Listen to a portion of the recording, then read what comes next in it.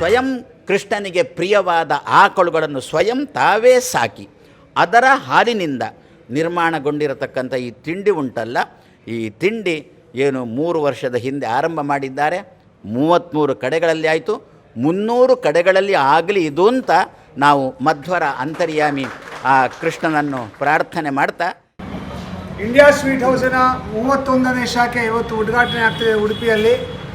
ಪ್ರತಿಯೊಂದು ಶಾಖೆಯೂ ಕೂಡ ವಿಜೃಂಭಣೆಯಿಂದ ಹೇಗೆ ವ್ಯವಹಾರವನ್ನು ನಡೆಸ್ತಾ ಇದೆಯೋ ಅದೇ ರೀತಿ ಈ ಉಡುಪಿ ಶಾಖೆ ಕೂಡ ವಿಜೃಂಭಣೆಯಿಂದ ನಡೀಲಿ, ಎಲ್ಲರಿಗೂ ಒಳ್ಳೆಯದಾಗಲಿ ಅಂತ ಹೇಳಿಸ್ತಾ ಇವತ್ತಿನ ಇನಾಗ್ರೇಷನ್ ನಡೀತಿದೆ. Wish you all the best.